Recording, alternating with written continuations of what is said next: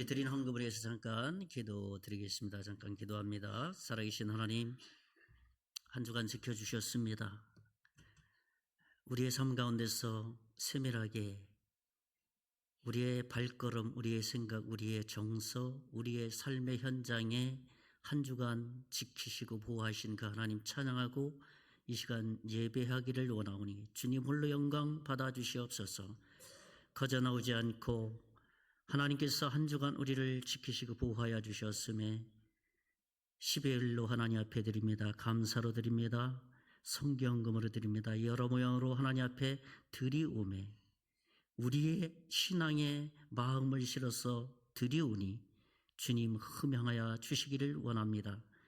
이 예물이 사용되어지는 곳에 영혼이 죽어가는데 올바르게 사용되어 줄 수 있도록 주님 두 손으로 축복하여 주시기를 원합니다. 관리하는 손길 재정부 이외 하나님께서 특별한 은총을 베풀어 주시고 하나님이 맡겨주셨사오매 하나님의 것을 하나님의 주님의 일을 하는데 잘 활용할 수 있도록 잘 관리할 수 있도록 지혜와 성령 충만하게 해 주시옵소서. 이 예물이 또한 교회 유지가 되고 이 교회 관리하는 여러 모로 쓰임 받을 때에 하나님께만 영광이 될 수 있도록 복내려 주실 것을 믿습니다.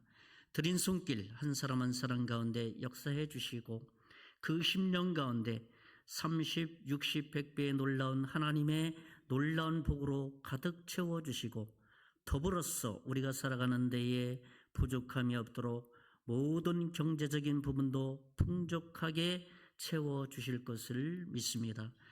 드리지 못한 손길도 동일하게 하나님께서 복 내려주셔서 하나님의 복스러운 그 삶들을 살아갈 수 있도록 인도해 주실 것을 믿습니다. 모든 것 하나님께서 받으신 예물인 줄 믿고 감사를 드리고 살아계신 예수님 이름으로 간절히 기도하옵나이다. 아멘. 준비 찬양하고 인도하시는 분이 어디 초청해서 데리고 왔습니까? 아니죠? 이런 인재가 있었군요. 찬양이 참 행복한 찬양 인도를 참 은혜롭게 하시는 것 같습니다. 또 오늘 찬양 가사도 성령께서 다시 역사하셔서 죽었던 영혼들을 다시 살리시고 성령께서 하시는 일이거든요. 구원하시는 일, 우리 영혼을 소성시키시는 일 다 성령께서 하시는 일이기 때문에 그러한 찬양이 오늘 참석한 우리 모든 성도들 가운데 임재하기를 먼저 축원의 말씀을 드리겠습니다. 유아실에도 어린아이가 많이 있네요. 잘 들립니까 유아실에? 유아실에 어린아이가 있는 거 보니까 소망이 넘쳐납니다. 한 4-5명 이렇게 왔다 갔다 하는 것 같습니다. 인사하는 시간이에요. 이 시간에 서로 인사를 하는데요. 잘 오셨습니다. 한번 서로 앞뒤좌우로 인사해 주시기 바랍니다. 잘 오셨습니다. 한 번 더 인사를 나누는데요. 주님의 이름으로 축복합니다. 이렇게 다시 한번 인사 나누시다. 주의 이름으로 축복합니다. 주님의 이름으로 정말 축복합니다. 하나님의 복이 우리 10년 가운데 이렇게 넘쳤으면 참 좋겠다 그렇게 생각을 합니다. 오늘도 이번 한 주간도 이제 오늘부터 한 주간이 시작되는 거 아닙니까? 이번 한 주간도 하나님께서 예비하신 복들이 있거든요. 그 예비하신 복들을 받아 누리는 것은 전적으로 자기 자신의 책임이에요. 준비해놨는데 자기가 선물 준비해놨는데 그거 찾아먹지 못하면 얼마나 어리석은 일이겠어요. 기도하고 말씀 가운데 예비한 복들을 많이 챙기는 게 우리 그리스도인의 신앙생활이라고 생각을 합니다. 이번 한 주간도 그러한 복스러운 한 주간 되었으면 좋겠습니다. 지난 시간에는 우리 죄와 은혜에 대한 말씀 나눴죠. 첫째로는 아담이 범한 원죄가 있다 그런 말씀을 나눴고 또 하나는 둘째 아담인 예수께서 이 땅에 오셔서 우리의 모든 첫째 아담이 범한 모든 죄를 완전히 십자가에서 해결해 주셨다라는 말씀을 드렸고 마지막 세 번째로는 그래서 결국은 하나님의 구원의 은혜가 우리에게 임했다라는 말씀을 나눴습니다. 오늘도 그 말씀의 연장선에 있습니다. 오늘 로마서 6장 첫 부분을 나누려고 하는데, 이 로마서 6장 전체적인 주제가 예수님과의 연합이에요. 그리스도와의 연합입니다. 전체 주제가. 그러니까 그리스도께서 왜 죽으셨는지, 죽고 나서 끝났으면은 메시아가 될 수가 없잖아요. 그렇죠? 죽고 나서 사흘 만에, 3일 만에 다시 살아나셨기 때문에 하나님이라는 것을 증명해 보이셨습니다. 인간이 아니라. 그래서 6장 1절부터 이러한 도전을 합니다. 6장 1절에 보면, 그런즉 우리가 무슨 말을 하리요? 은혜를 더하게 하려고 죄에 거하겠느냐? 이렇게 도전하고 있습니다. 무슨 말입니까? 이 말은 바울이 당시에 복음을 전했을 때, 예수 그리스도의 십자가의 복음을 전했을 때에 주변의 사람들이, 일부 그런 사람들이 있었습니다. 이런 말씀을 듣고 은혜를 더하게 하려고 죄에 거하겠느냐라는 말씀을 통해서 그들이 이렇게 생각했습니다. 아니, 죄가 더한 곳에 은혜가 넘친다면, 그렇다면 이거 우리가 죄를 지어도 구원을 받는데 큰 지장이 없겠다는 말이네 하면서 그렇게 비아냥거리면서 이렇게 은혜를 빙자해서 자기가 죄를 범하고 있는 자기 자신을 합리화시키는 이들이 있었다는 것이에요. 정말 이 진리의 말씀은 우리가 잘 묵상해 보면 그런 의도에서 말씀한 것이 아니거든요. 그러나 잘못된 생각을 하게 되면, 아무리 흉악한 죄인이라도 하나님이 모든 죄를 무상으로 용서해 주신다면,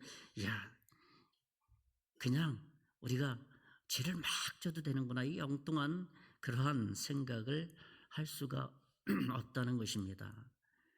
그리고 또 우리가 신앙생활을 하면서도 또 이런 생각을 우리가 할 수도 있다는 거예요. 이 말씀을 오해하게 되면, 우리가 굳이 말이야 죄를 짓지 않고 경건하게 살아가야 될 이유가 무엇이겠느냐?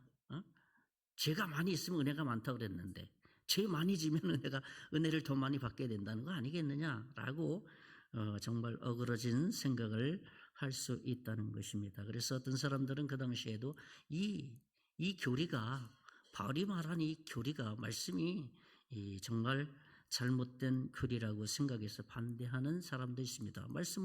말씀으로 받지 않겠다는 선언이지요. 그러나 바울은 이러한 여러 가지 비난 속에서도 은혜로만 되는 구원의 그 은혜를 철회하지 않았어요.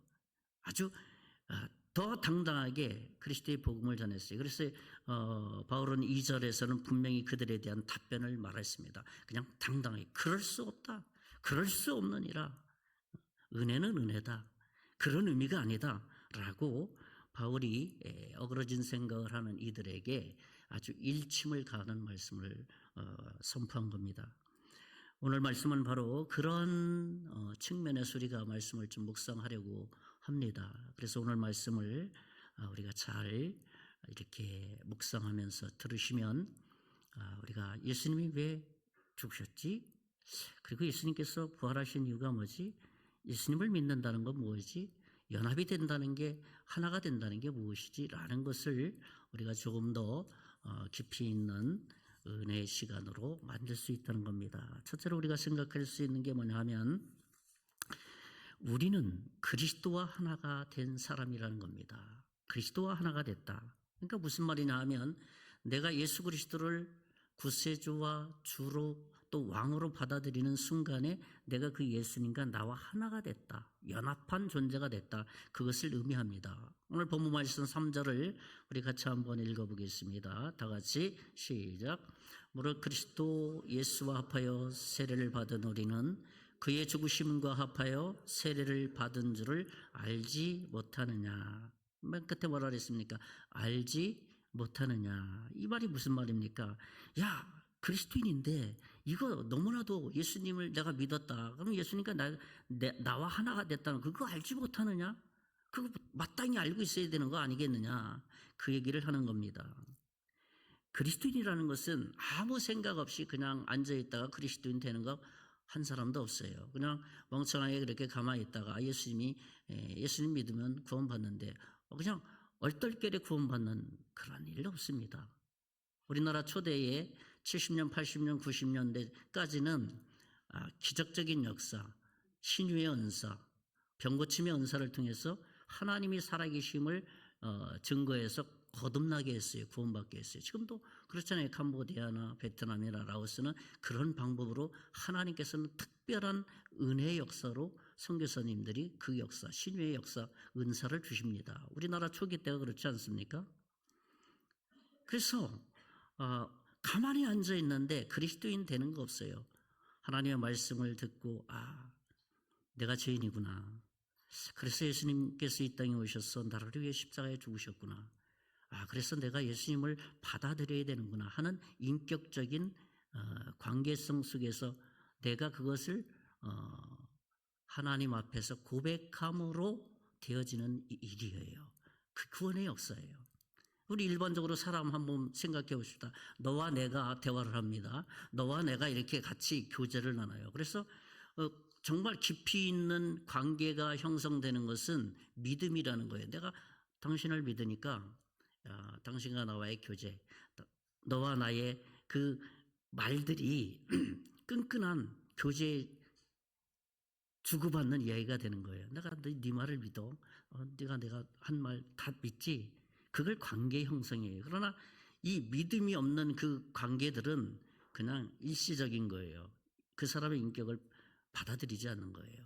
그러니까 우리가 예수님을 믿는다는 것은 내가 예수 그리스도께서 2000년 전에 나를 위해서 십자가에 죽으신 그 사실을 내가 믿음으로, 정말 전인격적으로 믿음으로, 그 주님께서도 나를 믿음으로 그 합이 이루어진 게 영접이에요. 예수를 믿는다는 시점이에요. 그 예수님을 믿는 그 순간에 우리는 어떻게 되는 겁니까? 예수님과 내가 하나가 됐다는 겁니다. 그러니까 예수 그리스도를 구세주와 주로 영접한 모든 하나님의 자녀들은 하나님과, 아니 예수 그리스도와 하나된 한 몸이라는 겁니다. 우리가 이것을 잘 이해하게 될 때 예수님에 대한 태도가 달라집니다. 그렇죠? 우리 신앙생활이 달라진다는 거예요. 따로따로 할 수가 없잖아. 그죠? 예수님이 가지고 있는 생각을 내가 그런 생각을 가져야 되잖아요. 그리고 예수님이 가지고 계신 그 생각으로 예수님께서 3년 6개월 동안 이 땅에서 다 펼쳐 보이셨잖아요. 그럼 나도 예수님께서 행하신 그 길을 그대로 쫓아가는 것, 그것을 성경은 제자라는 표현을 쓰고 그리스도인이라고 표현합니다.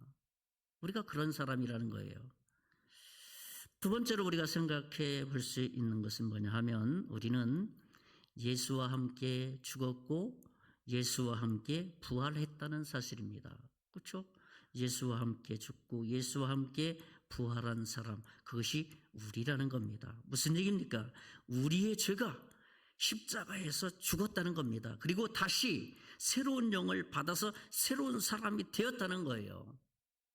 얼마나 놀라운 사실입니까? 그러니까 육의 사람이 죽고 새로운 주님의 생명을 받은 새로운 존재가 됐다는 거예요. 그게 그리스도인이에요.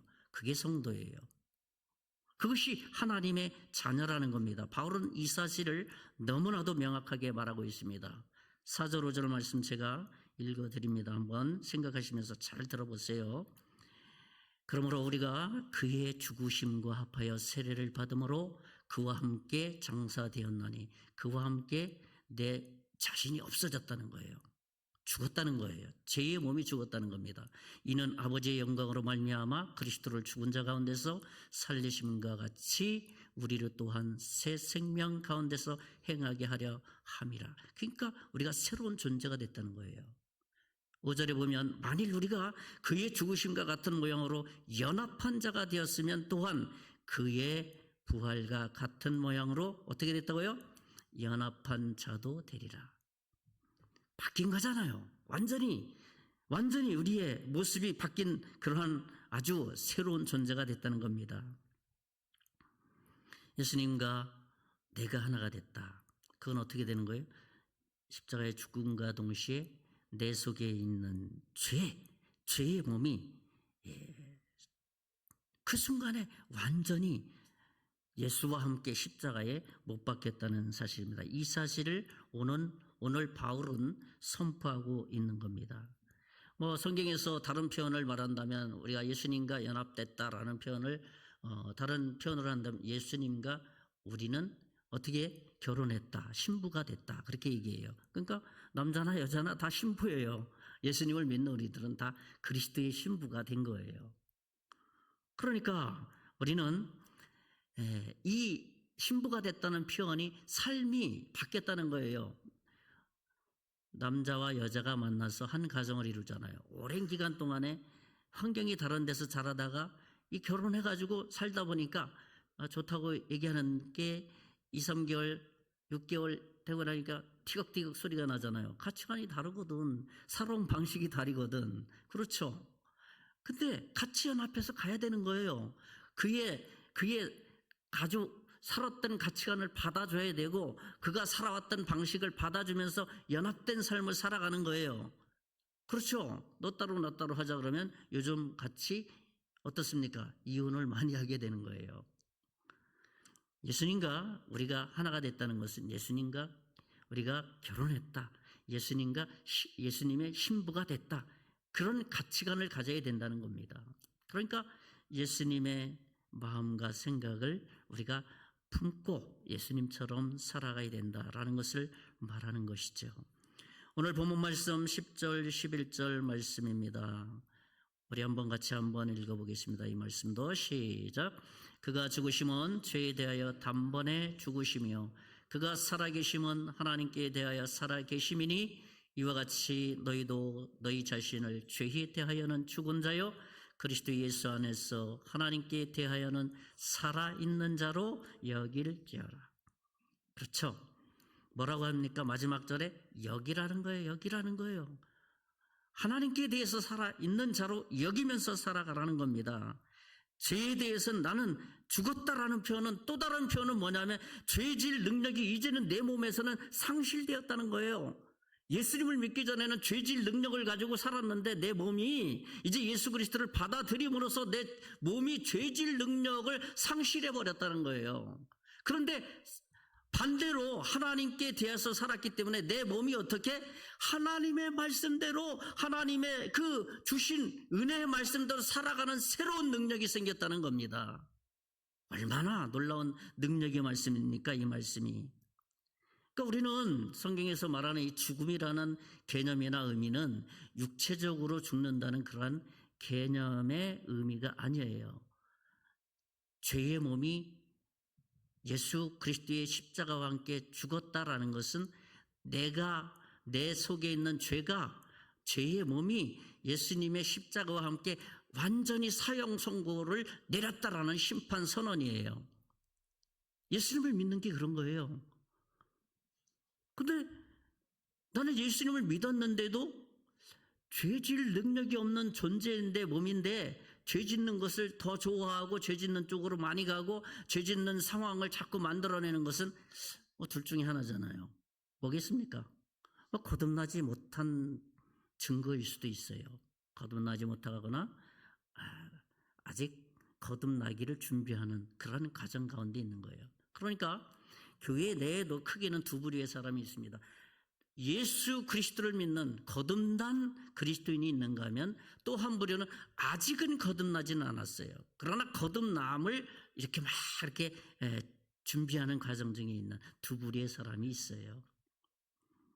우리가 이러한 하나님의 말씀의 기준 안에서 명확하게 우리의 신앙을 바라보지 못하면은 우리의 신앙생활이 좀 이렇게 어떻게 합니까? 겉돌 수 있다는 겁니다. 그래서 바울은 분명하게 12절에 말하고 있습니다. 12절 제가 말씀 읽어드리겠습니다. 그러므로 너희는 우리잖아요. 그죠? 죄가 너의 죽을 몸을 지배하지 못하게 하여 몸의 사욕에 어떻게 해요? 순종하지 말고. 자, 이것을 적용해서 읽는다면 그건 거예요. 그러므로 죄가 종범이 죽을 몸을 지배하지 못하게 하여서 몸의 사욕에 순종하지 말고, 이 말씀을 우리가 읽을 때에 나에게 적용해서 그 말씀을 바라볼 수 있어야 되는 거예요. 쟤야 쟤. 너야라고 하면서 성경 읽으면 성령께서 가르쳐주지 않습니다. 감동이 없어요. 말씀에 대한. 자기 이름을 놓고 그 말씀에 대입시켜서 말씀에 내가 정확하게 반추해 봐야 된다는 것입니다. 바울은 그래서 우리의 몸은 예수 믿는 순간에 십자가에서 제 몸이 다 그냥 사망 선고를 내린 거야. 그거 기억하고 있어야 돼. 그래서 이것을 기억하지 못하면은 그 죄의 몸의 옛날의 습관에 어떻게 해요? 지배를 다시 받게 되어서 그 죄가 요구하는 것에 어떻게 해요? 다시 끌려가는 거예요. 종노릇하는 겁니다. 그러니까 12절에는 바로 바울이 그것을 얘기하는 거예요. 너 죄에 대해서 죽었어. 근데 왜 자꾸 죄에 대해서 순종하려고 그러냐? 좀 생각 좀 하자. 우리의 현실, 우리의 정체성을 분명히 인식하라는 것입니다. 이게 우리의 권리예요. 사탄을 멸할 수 있는 권리예요. 죄가 내 속에 들어와서 뭔가 지배하려고 그러면 내가 예수 그리스도 이름으로 명한다. 예수와 함께 나는 죽었어. 어딜 찾아와 나한테 말이야. 건방지게 말이야. 떠나갈 죄다 라고 하면서 명할 수 있는 권세가 누구에게 있다는 거예요? 우리에게 있는 거예요. 예수 믿는 우리에게. 이러한 놀라운 능력을 가졌음에도 우리가 그 능력을 발휘하지 못하고 사용하지 못하면 어떻게 하나님의 자녀로 당당하게 이 세상을 살아갈 수 있습니까? 그래서 바울은 6장에 전체적으로 보면 어떤 말을 많이 반복하느냐 하면 알지 못하느냐, 알미로다, 알거니와 이 말을 로마서 6장에는 많이 사용했습니다. 너 그리스도인 아니냐, 알거니와 알지 못하느냐 라고 말하고 있는 겁니다. 그렇기 때문에 이 사실을 우리가 분명히 인식하게 될 때 나에게 주어진 이 권리를 사탄과 싸워서 당당하게 사용하여서 승리할 수 있다는 겁니다. 한 걸음 더 나가서 우리는 부활의 소망으로 살아갈 수 있다는 거예요. 내가 오늘 죽어도 죽는 게 아니야. 영원한 주님의 나라가 준비되어 있어. 그게 부활의 신앙을 가지고 살아가는 우리 그리스도인의 죽음을 초월한 삶이에요. 그러니까 구원받았다는 것은 무엇을 의미하냐면 첫째로는 죄의 문제를 해결했다는 것을 얘기합니다. 둘째로는 영원한 주님의 나라를 항상 소망하며 살아간다. 이 두 가지가 우리의 신앙의 큰 축을 가지고 살아가기 때문에 죄 문제? 예수님이 2000년 전에 죽으셔서 나 그 예수님 믿고 그분이 내 안에 있어서 내 인생의 주인이 예수님이야. 그래? 내가 오늘 죽어도 오늘 가다가 혹시나 교통사고 나서 죽어도 난 주님 나라 갈 준비가 돼 있거든. 이게 그리스도인이에요. 이 당당한 삶을 살아가는 저와 여러분 되시기를 예수님의 이름으로 축원의 말씀을 드리겠습니다.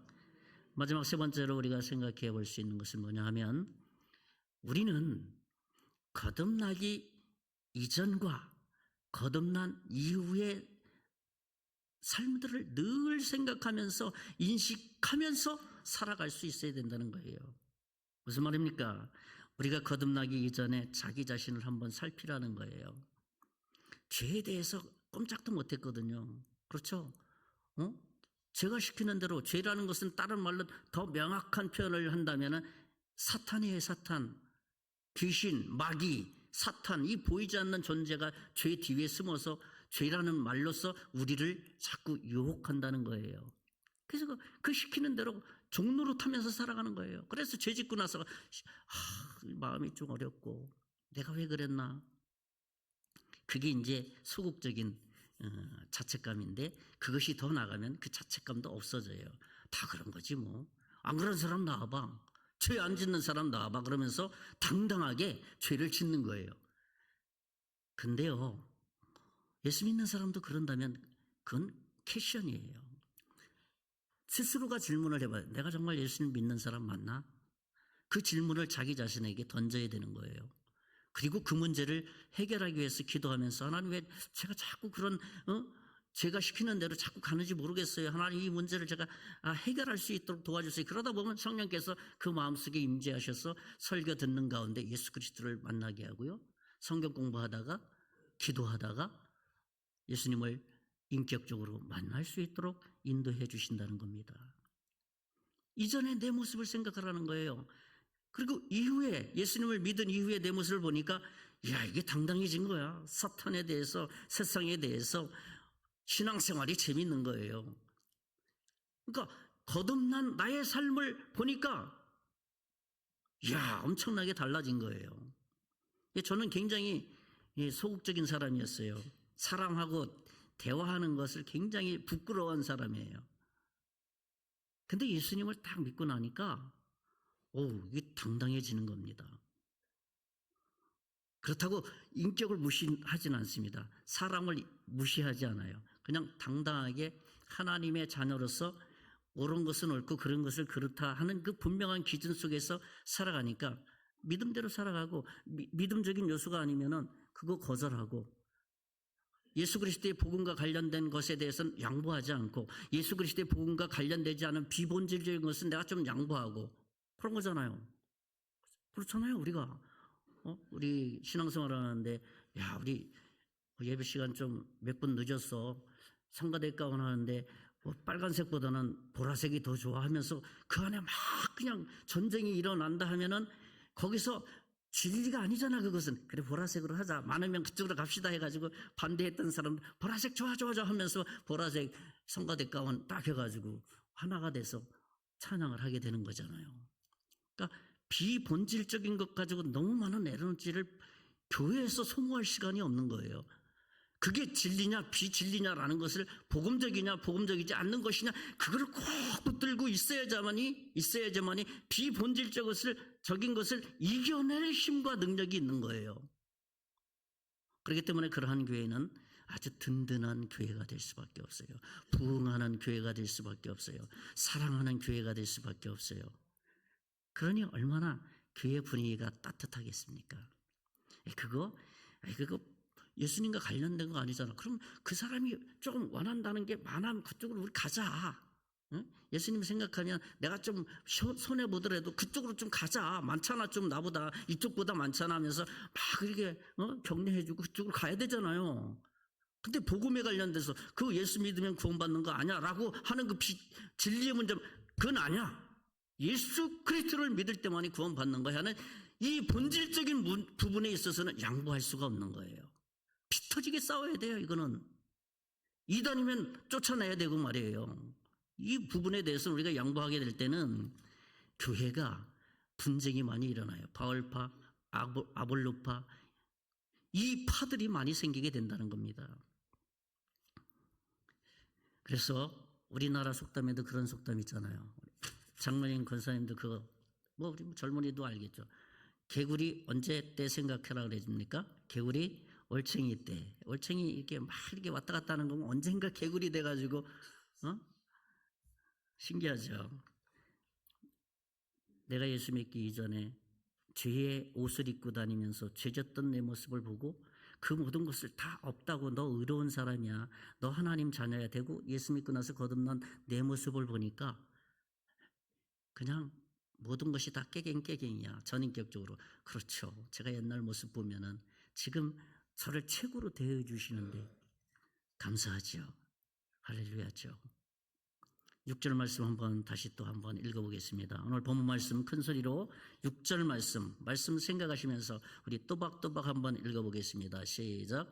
우리가 알거니와 우리의 옛사람이 예수와 함께 십자가에 못 박힌 것은 죄의 몸이 죽어 다시는 우리가 죄에게 종노릇하지 아니하려 함이니. 명확하죠. 죄에게 종노릇하지 않게 하려 하고 매일 힘쓴다. 이거를 신학적인 표현을 성화의 구원이라 얘기해요. 성화의 구원. 좀 풀어서 얘기해주면 예수님을 닮아가는 삶. 더 쉽게 표현하면 신앙생활. 그리스도인의 삶. 그것을 얘기하는 거예요. 그러니까 예수 믿고 거듭나고 나서 우리는 너무 흑백 논리로 너무 생각해요. 예수 믿으니까 죄 짓지 않는다 100%. 죄 지면 구원받지 못한 거야. 그런 게 아니라 관계성이에요. 우리 신앙생활은. 죄의 몸에 있잖아요. 아직은. 예수님은 내 마음 중심의 주인으로, 옛날에 내가 주인이지만 지금은 예수님의 주인이니까 주인 말씀대로 순종하며 살아가는 거예요. 그러기 위해서는 주님의 뜻을 정확하게 알려면 어떻게 해요? 성경을 읽는 거예요. 설교를 듣는 거예요. 성경 공부를 하는 거예요. 구역에서. 개인적으로 성경 공부도 하는 거예요. 그래서 하나님의 뜻을 쫓아서 내 속에 있는 주인의 그 말씀을 명확하게 구분해서 그 말씀에 순종해 가는 거예요. 그러다 살아도 우리는 육신의 몸에 영향을 많이 받기 때문에 그거 10가지 중에 1가지, 2가지밖에 순종 못해요. 8가지는 옛날에 육신의 몸에 익숙해져 있기 때문에 더 범죄하는 일도 있고, 그렇지만은 그 마음이 하나님, 이거는 아닌데, 이건 하나님 기뻐하지 않은 것인데, 그 마음이 생기는 거거든. 그렇잖아요. 그럴 때 주님 앞에 나가서 종노릇하지 않는 내 삶의 정체성을 깨닫고 하나님 앞에 나가서 기도합니다. 하나님 도와주십시오. 하나님, 제가 또 오늘도 이런 생각을 했네, 이런 죄를 범했네요 라고 하나씩 하나씩 기도하다 보면 왠지 모르게 마음이 편안해져. 그리고 그 죄에 대해서 이길 만한 자신감이 생겨. 그게 사죄의 은총입니다. 죄 용서함의 은총의 능력이에요. 우리 하나님의 말씀의 그 터 위에 바로 서 있게 될 때, 복음은 예수 그리스도죠. 예수 그리스도로 말미암아서 이전의 내 모습이 해결됐다는 것이 보이고, 예수 그리스도로 말미암아서 내가 깨끗한 하나님의 사람이 되었다, 소위 의인이 되었다, 의롭게 여김을 받은 그러한 정말 하나님의 자녀가 되었다는 것을 명확하게 인식하면서 살아가게 된다는 겁니다. 그래서 죄의 몸이 원하는 것, 요구하는 것에 우리는 시간과 에너지를 들이지 않는 겁니다. 죄를 지을 수 있도록, 죄가 이전에는 나를 주관했다면 이제 예수님을 믿은 다음에 죄가 나를 주관하지 않도록 일거리를 주지 않는 거예요. 죄가 마음대로 설치지 않도록. 그게 예수 믿는 사람들의 능력이에요. 매일의 삶 가운데서 그렇게 반복해서 살아갈 때 그것을 소위 예수님을 닮아간다, 예수님처럼 산다 라는 표현을 쓰는 겁니다. 그것은 우리가 하나님 앞에서 어떤 관계성 속에서 살아가느냐라는 것을 우리가 정말 편안하게 주님과 주거니 받거니 하면서 살아가는 게 우리 신앙생활이라는 겁니다. 생활이라는 것입니다. 그런데 신앙생활이 재미없다고 말하는 분들은 저한테 오셔서 구원점검을 받으셔야 돼. 신앙생활 정말 재미있는 겁니다. 저 소란 골짜기에, 거기에 골짜기마다 방문하면서 매일 아침 기도하는 게 그거예요. 마을마다, 골짜기마다 사탄의 세력이 떠나가게 하시고, 악령의 세력이 떠나가게 하시고, 우상의 세력이 떠나가게 하시고, 복음을 한 사람 한 사람에게 전할 때 어둠의 세력에 잡혀있던 그들이 진리로 말미암아 자유롭게 해주십시오라고 저는 매일 새벽마다 기도합니다. 여기 정선중앙교회 와가지고 더 크게 많이 기도하고 해서 너무 행복합니다. 와서 큰 소리로 기도할 수 있어가지고. 많이들 나오셔서 우리 기도 같이 많이 모아주셨으면 좋겠습니다. 우리 11절 한번 같이 읽어봅시다. 이 11절은 우리 마음에 늘 품고 있어야 될 말씀입니다. 우리 다 같이 좀 뜻을 생각하시면서 읽으시면 좋겠습니다. 다 같이 시작. 이와 같이 너희도 너희 자신을 죄에 대하여는 죽은 자요 그리스도 예수 안에서 하나님께 대하여는 살아있는 자로 여길지어다. 우리 적용해서 한번 읽읍시다. 적용해서. 이와 같이, 종범이는 여러분의 이름이에요. 그렇죠? 여러분의 이름이 좀 크게 들리도록 한번 그 너희 대신 두 번 들어가잖아요. 너희. 그죠? 예, 여러분의 이름. 좀 어색할 수는 있어. 그렇지만 한번 해봅시다. 예, 예. 자, 다 같이 시작. 이와 같이 종범이도 종범이 자신을 죄에 대하여는 죽은 자요 그리스도 예수 안에서 하나님께 대하여는 살아있는 자로 여길지어다. 힘이 되죠. 나는 죄에 대해서 죽은 자다. 이제는 하나님의 말씀만 순종할 수 있는 100%의 하나님의 능력으로 살아갈 수 있는 존재로 살아갈 수 있는 그러한 아주 강력한 하나님의 자녀다. 나는 그것을 매일 내 삶 속에서 그것을 기억하면서 여기면서 살아갈 것이다. 라고 할 때에 그냥 그 자체가 힘이고 사탄이 왔다가도 그냥 떠나갑니다. 그것이 우리 예수 믿고 구원받은 하나님의 자녀로서의 강력한 권세요 능력이라는 것을 우리가 늘 마음에 품고 살아가게 될 때에 거기에 삶을 일컬어서 확신 있는 믿음 생활이라고 얘기합니다. 그 확신 있는 믿음 생활을 해 나가게 될 때 따라오는 결과는 승리하는 믿음 생활을 하게 된다는 겁니다. 말씀을 정리하겠습니다. 저는 오늘 그리스도와 연합한 자에 대한 말씀을 나눴습니다. 첫째로는 우리는 그리스도와 하나 된 사람이다. 하나다라는 것이. 두 번째로는 우리가 예수 그리스도와 함께 죽었고 예수 그리스도의 그 다시 태어난 다시 살아난 부활의 영을 가진 자다라는 사실. 마지막 세 번째는 우리는 거듭나기 이전을 늘 기억하면서 살아가셨다. 그리고 거듭난 이후에 내 모습이 너무나도 능력 있는 모습이구나 하는 것을 우리가 마음속에 늘 기억하면서 이번 한 주간도 하나님의 자녀요, 하나님의 은혜 받은 이 분명한 정체성으로 살아감으로 승리하는 한 주간 되시기를 예수님의 이름으로 축원의 말씀을 드리겠습니다. 기도하겠습니다.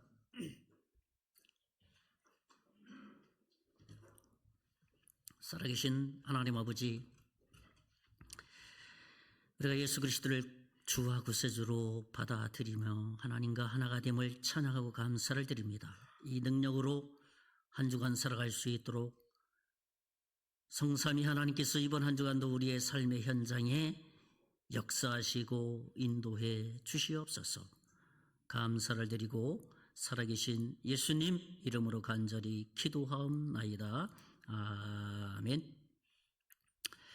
제가 새벽마다 기도하면서 한 달 동안 기도하면서 하나님께서 이제 주신 부담감이라서 좀 부탁을 좀 한 3가지 정도 좀 했으면 좋겠습니다. 첫째는 뭐냐 하면 우리 청빙위원들을 놓고 우리 성도들이 마음을 모아주셨으면 좋겠어요.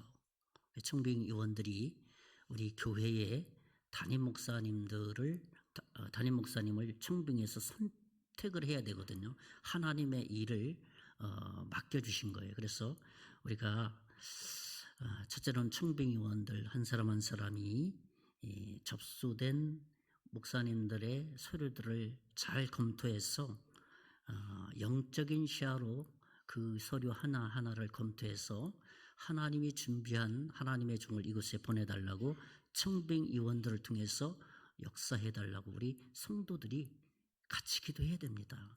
청빙위원만 기도하는 거 아니라 여러분이 뒤에서 같이 간절히 기도해야 됩니다.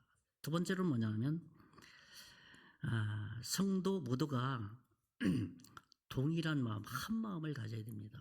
그러니까 하나님께서 항상 이 어떤 일들이 생기는 그 사이에는 항상 공백이 살짝 나거든요. 그 공백 속에 사탄이 쏙 들어와서 어떤 사람의 생각을, 어떤 사람의 감정을 톡톡 건드려서 교회가 부흥되는 그 길을 막습니다. 근데 그것을 막을 수 있는 가장 큰 힘이 뭐냐면 기도예요. 우리 한 마음 돼서 기도하는데 여러 가지 방법이 있잖아요. 새벽에 내가 작정해서 기도한다든지 아니면 내가 금식을 좀 2, 3일씩 해서 한다든지 아니면 내가 담임 목사님 청빙할 때까지는 내 개인적으로 시간 나는 그 현장에서 시간을 정해놓고 내가 우리 담임 목사님 청빙을 위해서 있는 현장에서 작정해서 기도하는 것, 이것을 하게 될 때, 기도하게 될 때 정말 교회가 오히려 부흥하는 놀라운 역사가 일어납니다. 마지막 세 번째 부탁드리고 또 기도 부탁드리는 것은 뭐냐 하면, 이제 선정이 돼서 최종적으로 우리 세례교인 이상 투표를 하게 됩니다. 투표를 하게 됐을 때에 그 찬반의 결과들이 다 있습니다. 찬성하고 반대하는, 항상 모든 모임들이 다 그래요. 모든 교회들이. 그래서 그것이 정해졌을 때는 내가 찬성을 했던 반대를 했던 목양을 충분히 할 수 있도록 내가 신앙생활을 이 교회에 편안하게 잘 할 수 있도록 우리 위에서 합심해서 결과 이후까지도 우리가 기도했으면 좋겠다 생각을 해요. 그래서 이 세 가지 여러분이 성도 모두가 합심해서 기도하게 될 때 오히려 부흥할 수 있는 아주 굉장히 우리 정선중앙교회가 부흥하는 타이밍입니다, 지금. 그래서 여러분이 이 세 가지를 늘 기억하셔서 좀 같이 기도했으면 좋겠다 해서 제가 기도하고 거의 한 달째 돼가면서 이 청빙원들을 기도하면서 마음의 부담이 돼서 성도들에게 부탁을 드립니다.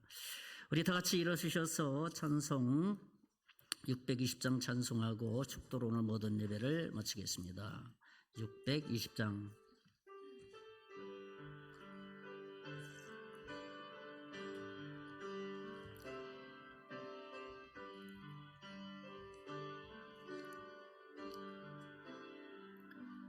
여기에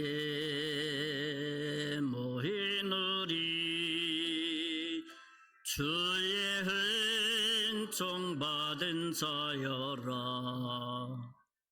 주께서 이 자리에 함께 계심을 아노라. 언제나 주님만을 찬양하며 따라가리니 시험을 당할 때도 함께 계심을 믿노라. 이 믿음도 굳세라. 주가 지켜주신다. 어둠 밤에도 주의 밝은 빛 인도하여 주신다.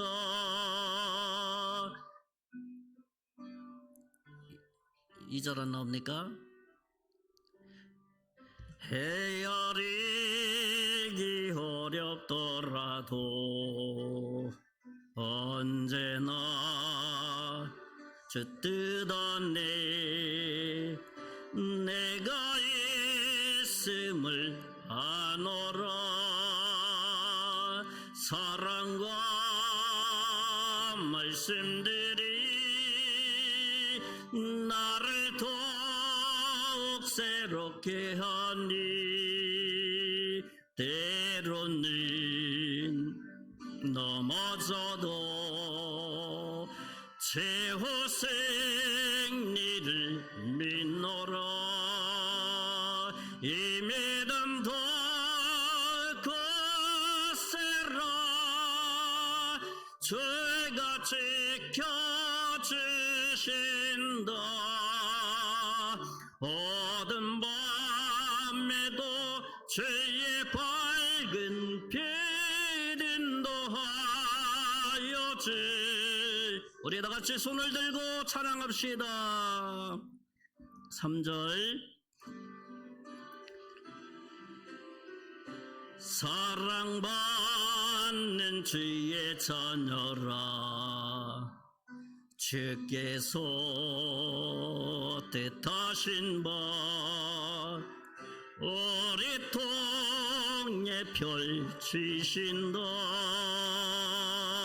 고통과 슬픔 중에 더욱 주님 의지하오니 어려움 이겨내고 어려움 이겨내고 주님도 찬양하라 주님도 찬양하라 이 믿음도 굳세라 주가 지켜주신다 어둠 밤에도 주의 밝은 빛 인도하여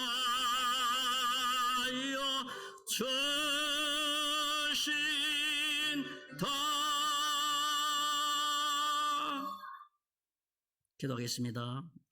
이제는 우리 주 예수 그리스도의 은혜와 하나님의 극진하신 사랑과 성령님의 감화감동 역사 위로 충만하심이 오늘 하나님의 자녀로 하나님과 예수님과 하나 된 삶을 살기를 원하는 사랑하는 우리 모든 성도님들 머리 위에 가정 위에 그 사업 위에 우리 정선 중앙교회 위에 앞으로 예수 믿고 구원받을 하나님의 자녀 위에 이제로부터 영원토록 함께 계실지어다.